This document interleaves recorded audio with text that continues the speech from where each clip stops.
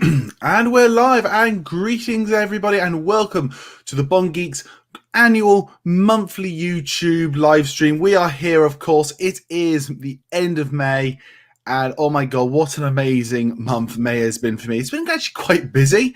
It's been actually really busy, but I'm all glad that you're here, that we can all sit down, catch up, and just have a great chat about Bond, about, you know, things that we've seen this month, things that has happened in the month, and just generally catch up. It's always great to see.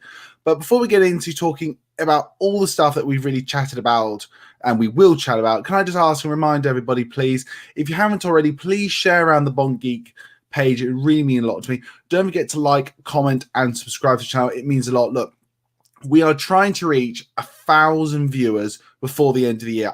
We're currently on about 629. I would really love if any chance people can just scream out, shout out, promote the Bond Geek channel. Let's try and see if we can get to those 1,000 followers before the end of the year. It would be utterly amazing. And once again, just so happy to be part of the Bond community. It's always great to chat to everybody and see how everyone is doing. It really means a lot to me. So, live stream May. Let me just give you a quick brief synopsis of what's going to happen. We're going to chat first off about all the different videos and stuff that we've talked about on the Bond Geek channel this month. We're going to go into a current topic that someone wrote in, which is about, obviously, With a Mind to Kill. My little review on that. Someone's asked me about that. We're also going to chat about one of the big topics that were on the channel this month when it came to James Bond, which is the incredible video I get to do with Joran. It was Amazing Dutch Bond Fan, and also a review of the movie The Zambasters and why actually it has a very special Bond connection to me, as well as also a Bond connection just in generality. But before I get into that, everyone, let me just start off as always with the reason we do these live streams, these monthly live streams on the channel. For those you don't know, I turned 30 this year, and I'm really over the moon that I managed to turn 30 this year. It's really great, and I wanted to do something special to mark my 30th. So this year I'm embarking on a sort of a massive sort of year-long charity fundraiser. Let me just bring it up here for you now. You can see it here. This is live. This is a Bond Geeks Heart. It's a GoFundMe page. We're trying to raise £1,000 for the British Heart Foundation. Is what we're trying to do. Now, there is a link down below in the description of this video. Now, I have checked it. It 100% works. If you would at all be even consider it, and I'm asking all Bond fans out there for help, I really am, please consider maybe donating $1, $5, a pound, 5 UK pounds, euros, whatever you can. If you can help by any chance, help me raise money to raise awareness and to help with the British Heart Foundation. Honestly, it would just be utterly amazing, and I thank you all so much for that. Now, we will talk about this further in the video here, but we have obviously many things to talk about. So let's start off now talking about the videos that we did this month. Now, there were less videos this month. Now, I'll tell you why. It was because of this video. It was absolutely amazing video and a great experience to do, and Joran is just such a wonderful guy, and he's just a pinnacle of just pure awesomeness and a gentleman in the Bond community. And I didn't want to rush this video, so I spent an extra week just saying, you know what, I want to make sure this video is 100% perfection to what I can make it. So I spent a lot more time doing that, so there was less videos last month, but we did have some great stuff to chat about. Let me just bring up here on my phone all the different things that we did chat about in May. It was really good month, I thought. So obviously we had the comment. I had a video on No Time to Die. Was it still amazing? Obviously, for those who don't know, I watched No Time to Die again. It's been a while now. It's been about, well, to be honest, I probably did watch it a bit in December, and since then it's now May. So it's been 5 months, but it's been about 7 months since No Time to Die was released. I think it's still a bit controversial, and I wanted to chat really and discuss. You know what? I'm seeing it again. Have my thoughts changed about it? Have they not? I want to know. And by the way, everybody, please don't forget to write in your comments down below and tell me your thoughts on No Time to Die. That would be utterly amazing. But essentially, it was, you know, to be honest, I still think this film is in the higher pinnacle of Bond films. And it still stands up to me with that. I still stand by everything I said about it when it came to the Bond movie. I just thought it was a really good movie. I enjoyed it. It was great fun. I really enjoyed No Time to Die, but I still want to hear your thoughts about it. For me, it holds up. And obviously, the next big video I did, which obviously was should Bond 26 return to the 60s review? I'm a Dutch Bond fan. Now, I want to make this a bit of a topic in the group chat today. I want to hear your thoughts specifically on, do you think this is a good idea? But essentially, me and Euron was just talking about essentially an idea for Bond 26. How about, because we know it's going to be a full reboot because obviously Bond's deaf in No Time to Die. How about take Bond back to the 60s? Because as I mentioned in the video, from my perspective, if you look at the film like Joker from 2019, that told a really modern day story just set in a 1970s. It still made relevance. And to me, that showed you can do it. I think taking Bond back into also the 60s again would be a bit of a trendsetter for franchises. Like, you know what? Instead of just hounding the modern day, why don't we just do a reboot in the 1970s or 60s or 50s? Heck, I think that could be potentially really interesting. And I just think it'll be really cool. But I want to know from your thoughts here what you felt and what you feel about this idea of taking Bond back to the 60s. I want to know. So again, please write in your comments down below. Do tell me what you think about it, because I'd love to hear your thoughts.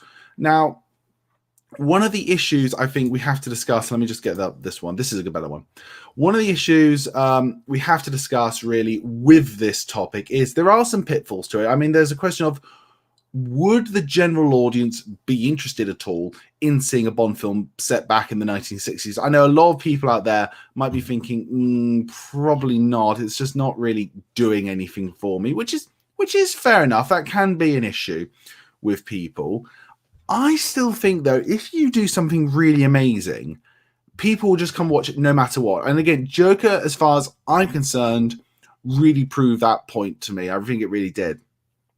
So I have to admit, I love the idea of Bond going back to the 60s as a potential idea when you're rebooting the franchise. Now, the likelihood is, as we all know, it's most likely going to still be in the modern day. And there's nothing bad about that. There's nothing bad about that whatsoever at all. However, I just think it could be a really interesting, really different, unique take on the series, and could be something I just think really cool, and something that will allow Bond to really trendset again. I mean, there is an issues of budget, you could say, doing a period piece comparison, but honestly, I keep saying this, Amazon have vast majority of the money nowadays. EMGM has literally money bags they can just fall back on them for backup, and Amazon really care about Bond. So I say, you know what? Why not? Why not us do this? It could be really cool, really interesting, and I think a really fun potential idea. So that's just me quickly talking about the previous, the videos we've done this month, and a bit more on that discussion of should Bond return to the 60s. Now, again, I'd like to say there will be 3 videos again in June. There was many other reasons why there's only 2 videos in June. Now, one of the reasons I wanted to share with you all, and I'm a bit over the moon about this, if I'm absolutely honest, is part of obviously this, the Bond Geeks Heart. One of the things I said I was going to set out to do in May was the equivalent of swimming the length of the English Channel in under a month. Now, obviously, it costs about £10,000 minimum to actually swim the actual English Channel and all that stuff. So I did it using a thing called Swim Tag, which is an app I've got on my phone right here. And I went to swimming at my local swimming pools, Beedale and First Leisure Centre. And lo and behold, I completed the challenge in 23 days. And I was honestly over the moon about it. I was swimming left and right, doing about averaging 70 lengths per 45 minutes. I was getting really cool because I'm not gonna lie, I started off doing about 54 lengths and I grew to 70. That was like really over the moon for me. I was really great. But anyhow, I just want to show this as an example, saying when you donate to the GoFundMe page here, everyone, and I'm doing these things to help, try and promote and raise money for the British Heart Foundation. I am doing these things. I really am. I did walk, obviously, 10 miles with my friends to launch this thing, and I now have swum the equivalent length of the English Channel in actually 23 days, mostly in breaststroke, and it was really great. Do you know what? It was incredibly stressful because sometimes this goddamn app, I tell you, it wouldn't update the swims, and I kept thinking I've lost swims. I have to go and do extra and extra. And literally, in I think week 3, I must have done must have been about 6 or 7 extra swims in the evenings. And I don't know what it was, but on Sunday of that week, of week 2 or week 3, it suddenly all those lost swims uploaded themselves. So it's like I went from like 82% to like 98. So like, right, I'm just gonna take a day off again and finish the rest on a Monday morning, which I did. And I have to say, knowing that I've done this means honestly so much to me. And just again, so I'll just say it one more time here before we really don't talk about it for a while. If you have I'm begging the Bond community, if you could help me raise money by donating to the GoFundMe page, the link down below does work. It really means a lot. But everybody, that's enough of the charity swims and the videos we've done this month. Let's just end this topic before we get into the big main question of today on what videos are coming next month. Because if you watch the YouTube, if you watch the live stream, I always tell you about the videos that's coming up in the next month. And I've got the list here, and I'm going to tell you all what you have to look forward to on the Bond Geek channel in the coming days. So first off video is we're going to have the video that was going to be in May, but obviously I delayed because of this video with Dr. Bond Fan, which is my reasons why Aidan Turner should be James Bond. I'm really excited about the idea of Aidan Turner becoming James Bond, and I show it in this. It's about like a 5-6 minute video, but I think it's so worth it, and hopefully that will get a good conversation started. The other video I have done is, now this is an interesting one actually, but this video is like, what is the ultimate guilty pleasure James Bond film? Because I believe within the whole of the Bond franchise, there are plenty, and I mean plenty, of like guilty pleasure films. I mean, I think everyone's got that one Bond film that's their guilty pleasure, but I look through some I might consider, maybe I'll consider some of the worst films in the franchise and ask myself, well, maybe actually, are they guilty pleasure films? You never know. You never know. And the last video that I'm going to do in June is actually a more in-depth look on the death of 007 in No Time to Die. I'm going to really look into that video. And I'd like to say heads up, the reason I'm going to do that video is because honestly, you all amazing people, you make me feel so safe and like, I'm so proud to be part of the Bond community. I know if I talk about it and give my perspective on it, whether you agree or disagree, everyone is just going to be respectful of everyone's own opinions. And you might disagree with my analysis of the scene and the whole bit of it. That's great. That's fine. But we can talk about it, which is absolutely fantastic, which again makes me so proud to be part of the Bond community. And if anyone's wondering, I'm actually wearing a Top Gun t-shirt because I feel the need for see Top Gun Maverick sometime. Really need to do that. I'm actually going to see it with a friend soon, and he's going to finish his leadership course. It's really, really cool. So just to let you be aware, in June, there's going to be a video on guilty pleasure James Bond films, why Aidan Turner, I think, should be James Bond, and analysing the whole death of 007 and my personal perspective on it. So that's the stuff you got to look forward to. But let's now move on to, I think, the main reason why you're here, and then one of the main reasons you want to watch this video, which is, of course, the question of the day. And this question is, greetings, Henry. Quite simply, with a mind to kill. What did you think of it? Okay, so obviously, we just got recently released the new Anthony Horowitz book, With a Mind to Kill. Now, I'm going to be absolutely honest with you. I wanted to finish it before this live stream. Things just got in the way and other things happened. So I'm about, if I'm honest, about 8/10 of the way. So I've read the vast majority of this book. Now, if you don't know what the premise of this book is, let me just quickly give you a synopsis reading right here. It's M's funeral. One man is missing from the graveside, the traitor who pulled the trigger and who is now in custody accused of M's murder, James Bond. Okay, first off, doesn't that just sound amazing?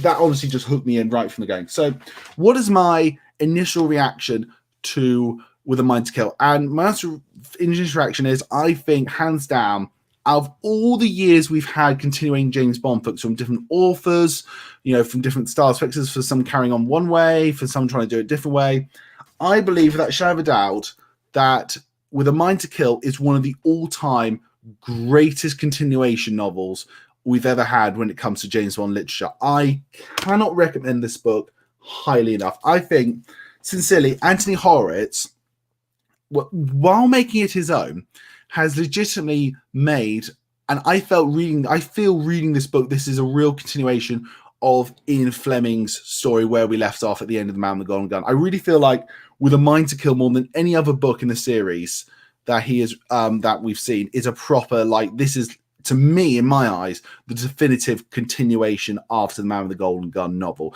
I think With a Mind to Kill is absolutely terrific. The character's great, the pacing's great, the story's great.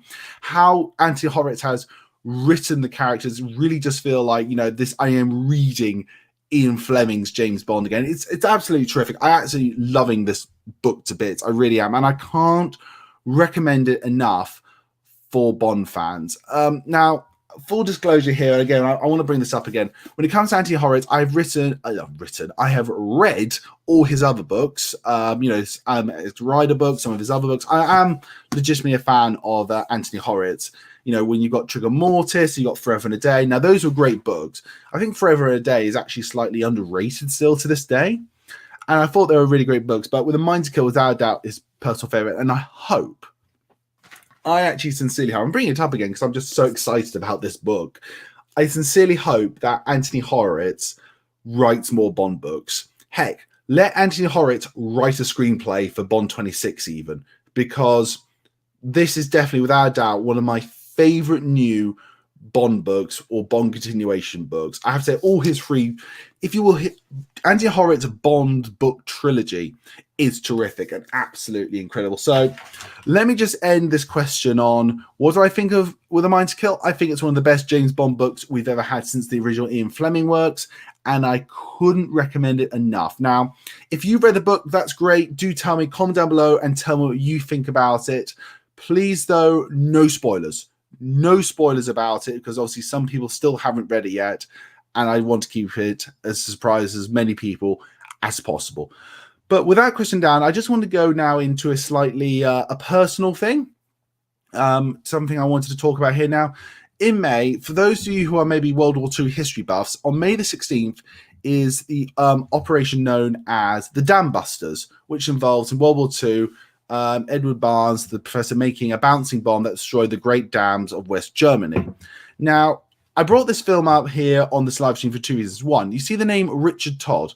Richard Todd, who plays Wing Commander Gibson, was a contender to be James Bond. He really was. You know, when they were making Doctor No, one of the names in consideration was Richard Todd, and we could have had this guy play James Bond. And for the record, I've mentioned this in my actors who would have been James Bond, who could have been James Bond. He would have been terrific. He would have been absolutely terrific, I have to say. But this film also rings a special place in my heart. And by the way, this is my favorite World War II film of all time. But for those of you who don't know, maybe new to the channel, a lot of my history growing up with James Bond is I watched it with my grandfather. You know, I think I grew up with my grandfather because he lived with us from basically the majority of my life. And we watched Bond films together. We watched World War II films together. He was in the RAF during World War II and told me such amazing stories. And his favorite as well was the Dam Busters. Now, every May 16th, we watched this together, and still to this day, we used to like watch it at 6 p.m. in the evening, and still to this day at 6 p.m. I come home, I turn on the movie, and I just imagine I'm still watching it with my grandfather. And it's just another thing I'm just close to about. So I just want to bring this up here. I mean, it's not really much a review, but you know, the Dam Busters is my favorite my favorite World War II film of all time. Please, by the way, tell me your favorite World War II films. And do you have any other stories like that when it comes to stories, maybe watching films with your grandfather? But hey, there's the Bond connection. Richard Todd could have been James Bond, and the connection with my grandfather watching it. Well, everyone, that is the end of the main topics today. We're not going to. I'm going to go straight into your live questions because I've looked down here, and there is a lot here. I've just seen just two right at the bottom. I just want to bring up actually. Is John Bull? Hey John, you've just written.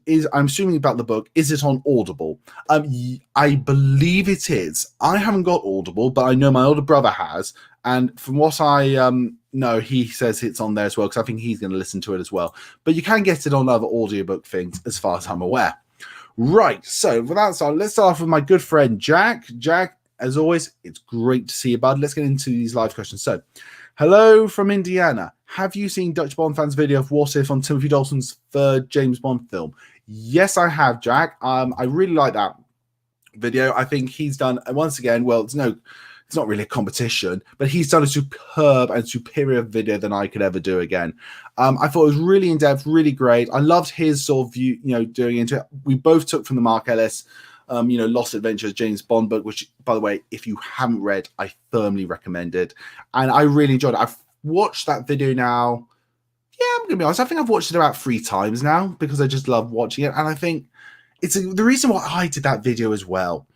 I don't know about all of you Bond fans, and again, comment down below and tell me, this potential what if of Dalton's 3rd James Bond film, it's just so tantalizing of what if this film was made, how would it have been received? It's so incredible, I think, thinking about that.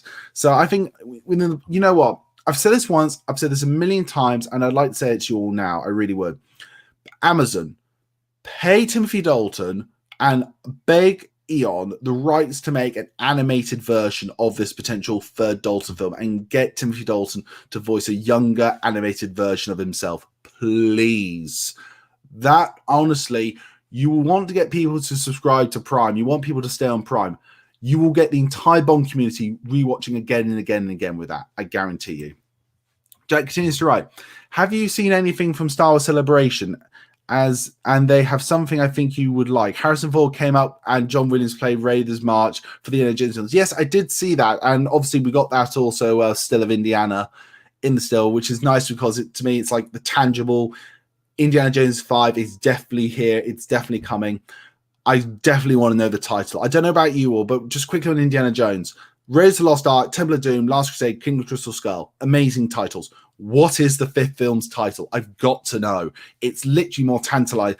I've never, honestly, up there with like, what's the name of the next Bond film? What is the next Indiana Jones title going to be? It's just, it excites me. It really does. It really does excite me.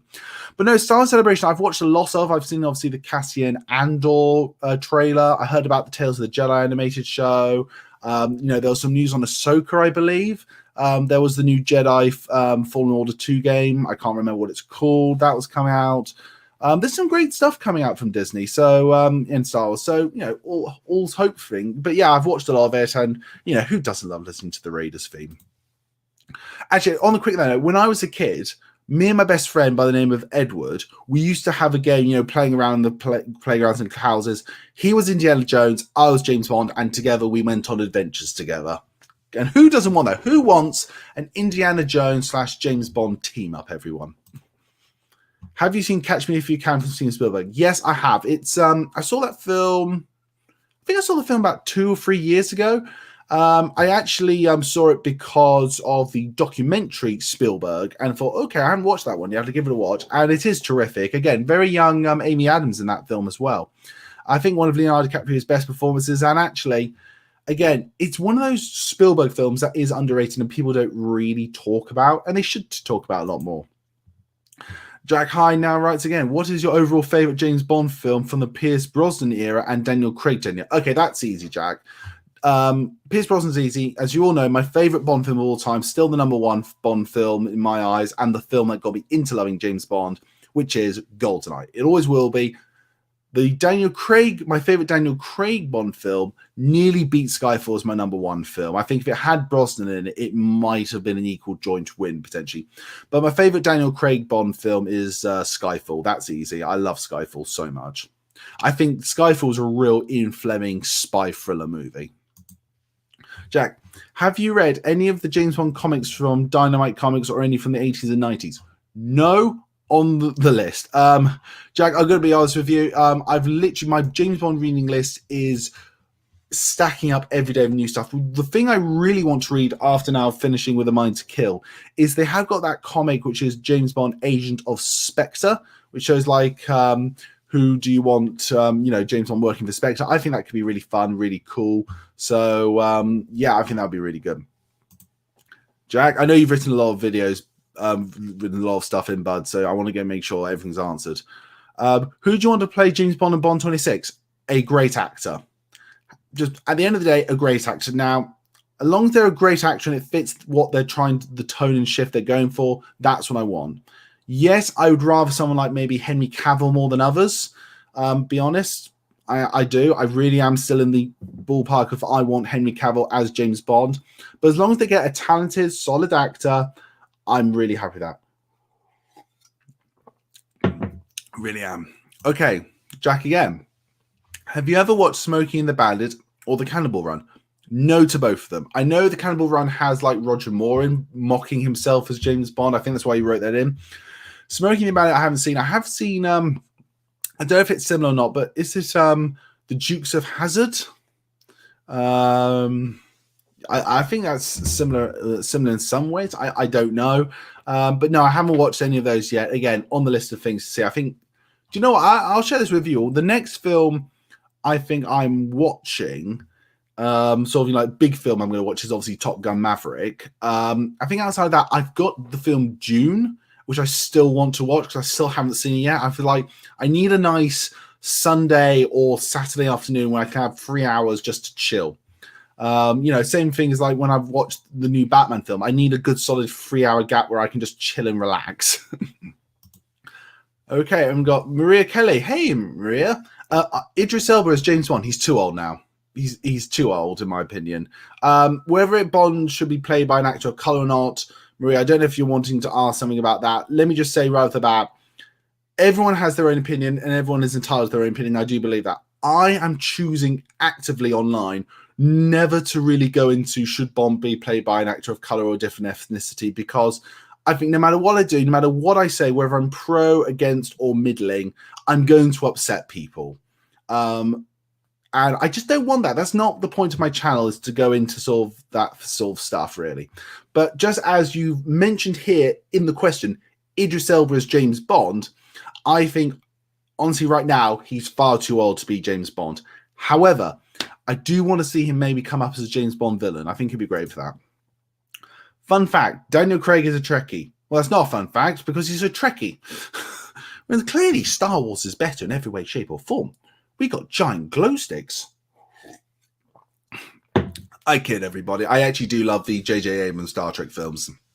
And if anyone's wondering, I'll follow Captain Jean-Luc Picard anywhere.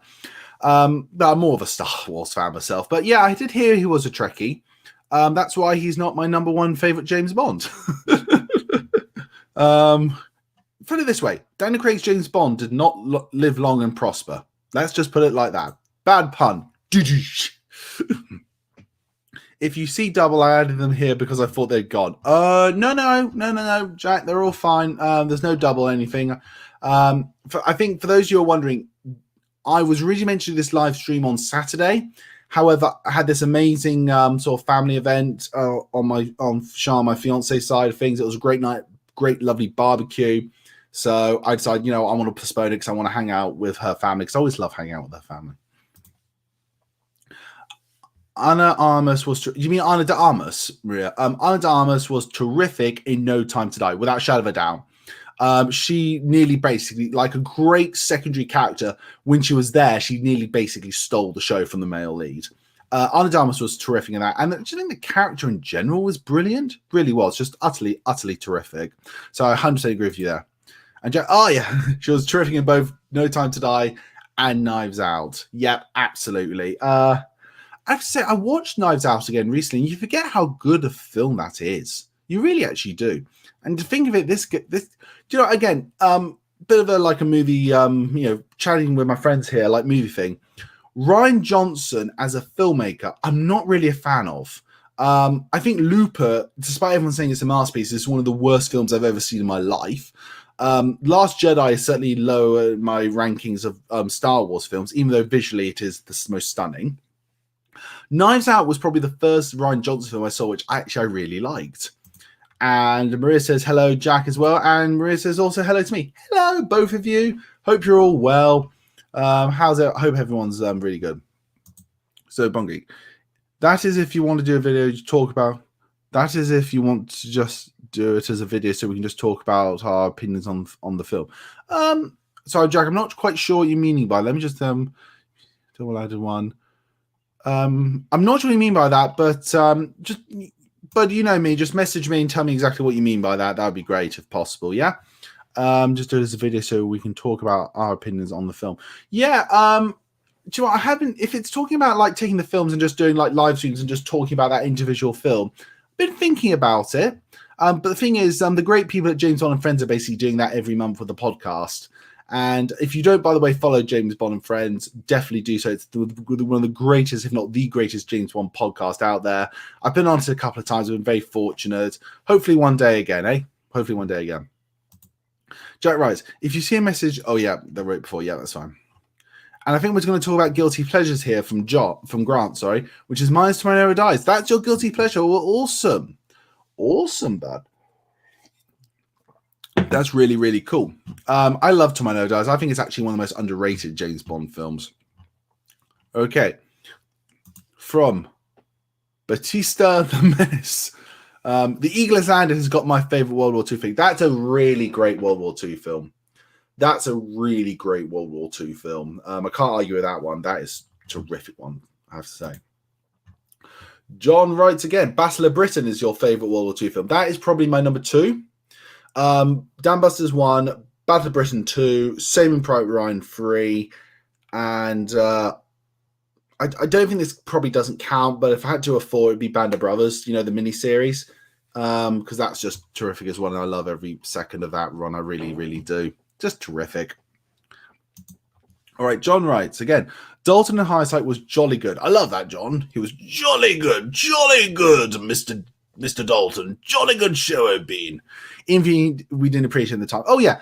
Dalton was ahead of its time. I think people, honestly, I think there was such a generation growing up on the Roger Moore style, going back to something else was like, no, this is not right. This is not right.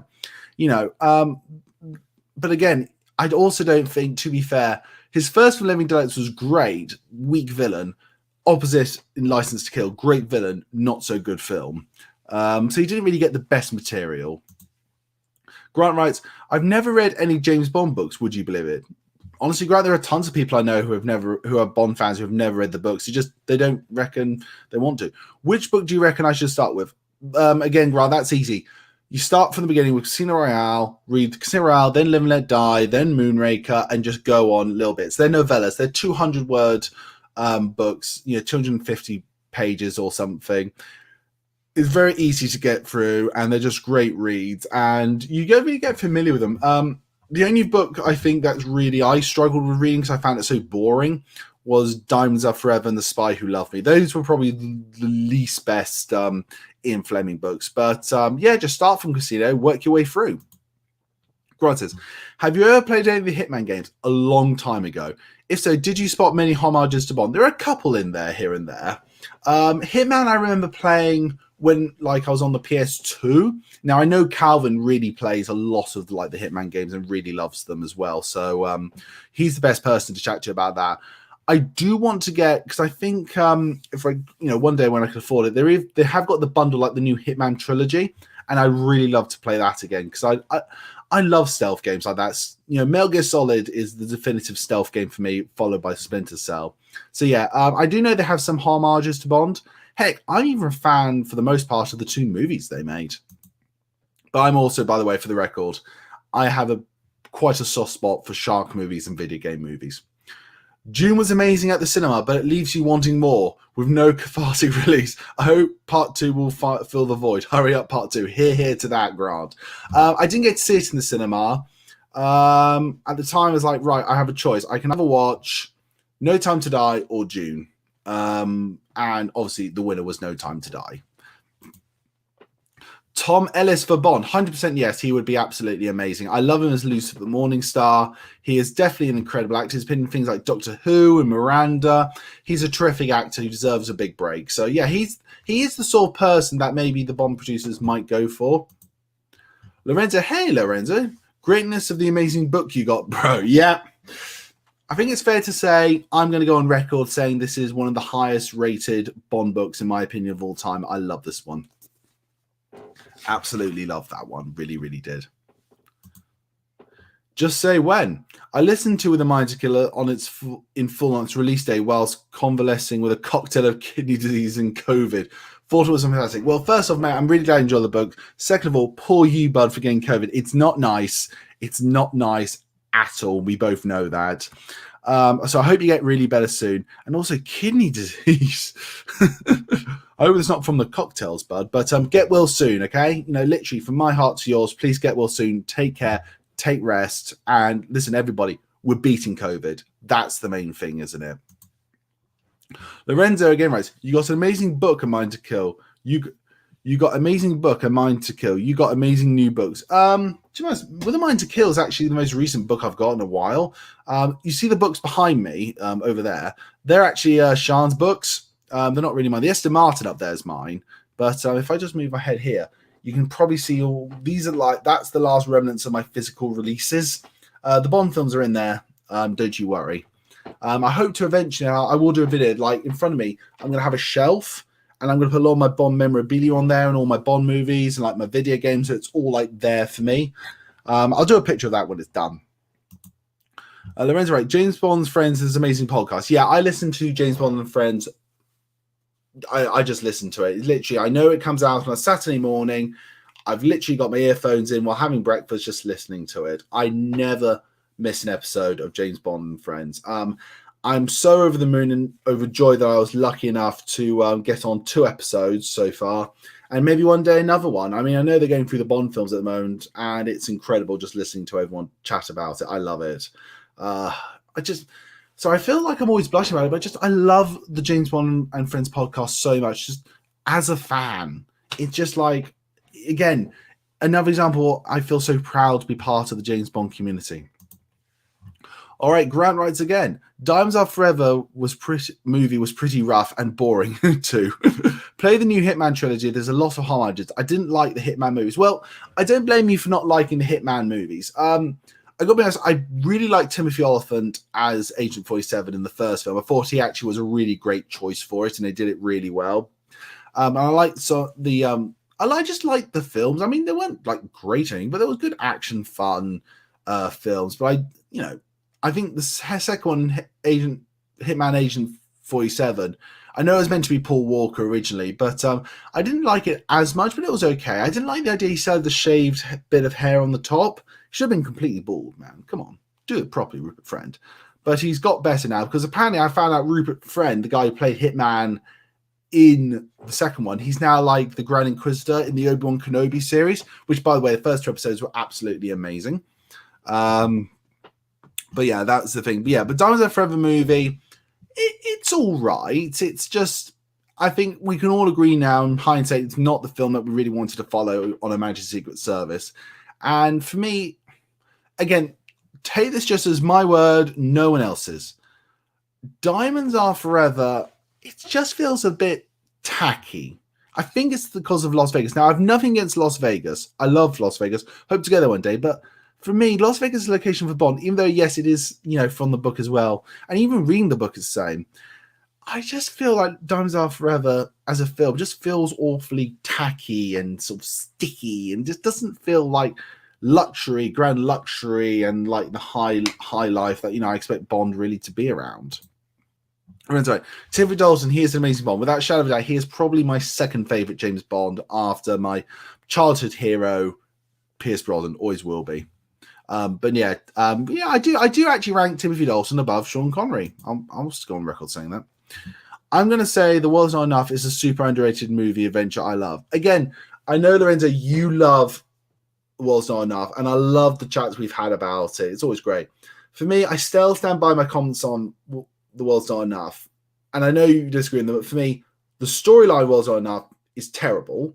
The content, everything in it, is brilliant, absolutely top notch. But again, I say this, and I said this in my Bond 26 video, we need more female villains in the franchise. Look, we're going to live in a time of making sure we have equality in life.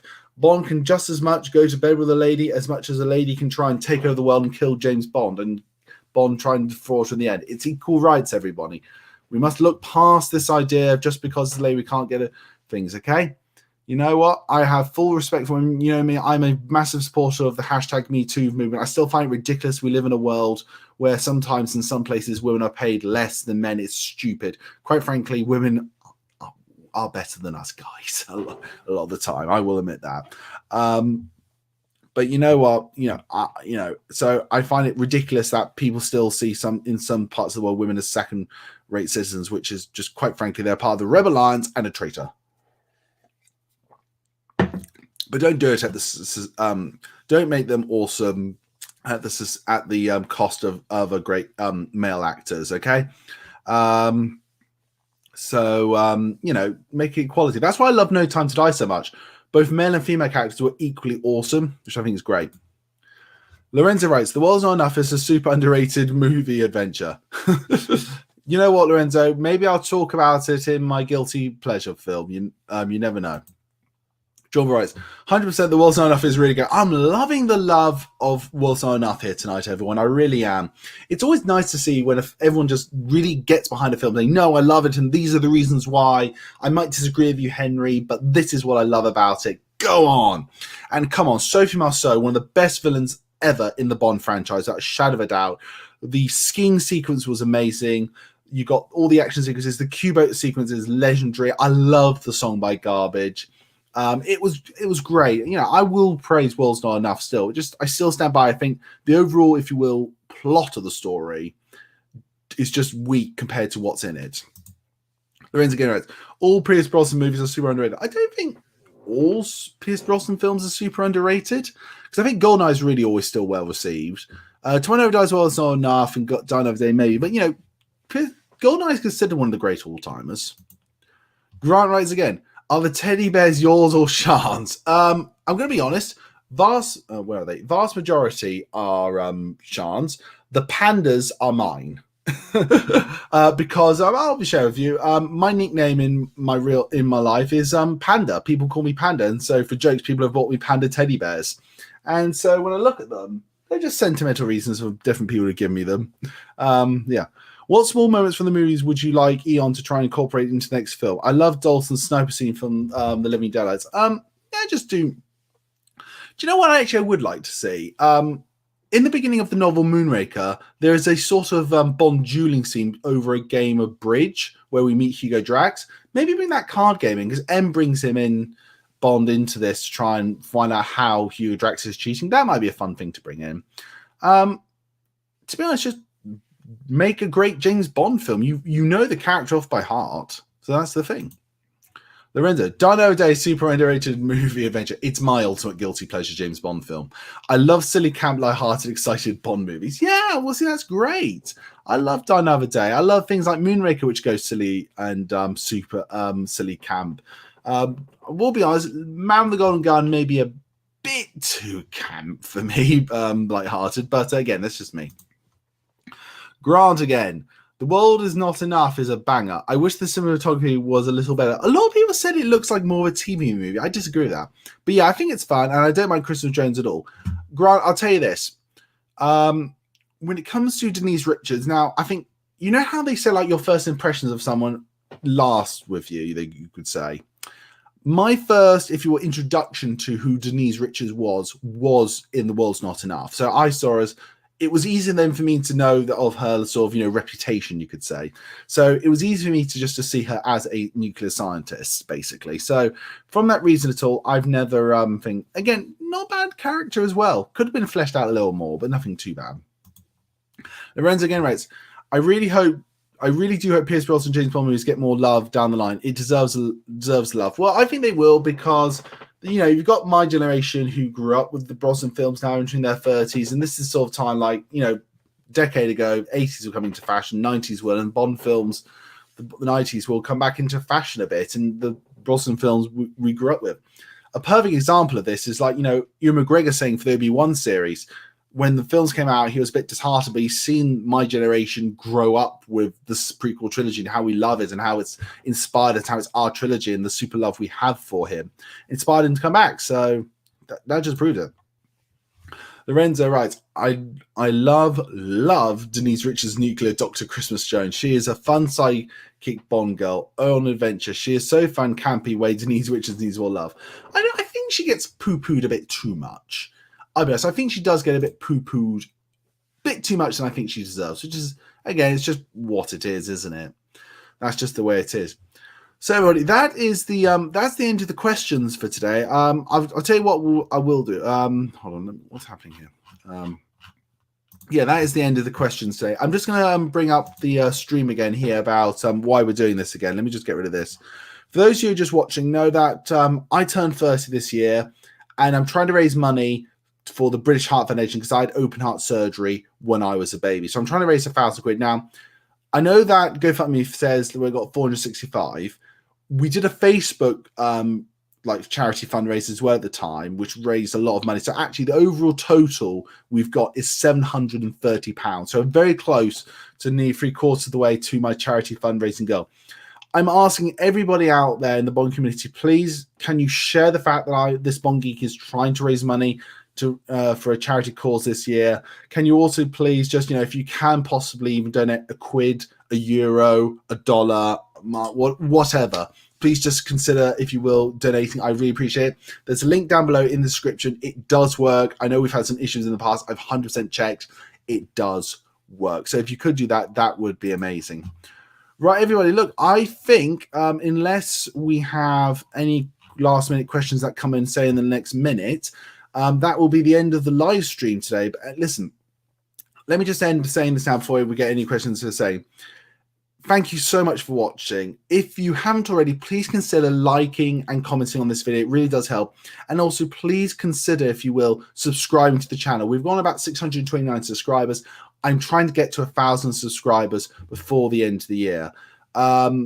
It really would mean a lot if we can try and reach there. So please share with your Bond fans, the Bond Geek channel. Let them know what sort of content I'm doing. Let them know about the charity I'm trying to do. It really means a lot. It really does. And you'll just be helping a guy with his YouTube channel. And as you know, I'm trying to come up with my sort of, different style of take on content. Think of it this way. If people like David Zaritsky, Joseph Darlington, and Calvin Dyson, and James Bond Film Podcast, they're like the Spielbergs, the Hitchcocks, the John Fords, Henry Fondas of the Bond community. I'm just trying to be a little Kevin Smith here. That's really building myself up, but they're all amazing. So definitely go like and check them out too. And don't forget Dutch Bond fan as well. You're on. He is one of the great guys as well. Grant's put in a little extra question here. Are there any moments in the Bond movies that you misunderstood as a child or went over your head? Maybe some jokes, character names, or plots. The big one for me would be in Moonraker, Bollinger. If it's 69, you're expecting me. That one went really over my head as a kid. All the others, generally, I've sort of got because my parents really explained them to me. My parents were always very open about that sort of thing, so they explained it all to me, which was really, really great. So that was probably the big one. Frontana says, love the new channel profile pic. Yep, the Russians have stolen my identity, haven't they? Yeah, you know what? I remember that new picture thing came out, and I thought it would look good for my channel, so I did one. And then next day I had a friend at work saying, Henry, the Russians are stealing your profile and your images with that. So I instantly deleted the app anyway after using it. And to be honest, my life is boring. So what would they know? Nothing of interest for them, I imagine. But everyone, listen, that is, I think, the true end of this podcast. Everyone, I just want to thank everyone for watching. Thank you, everyone, for being here.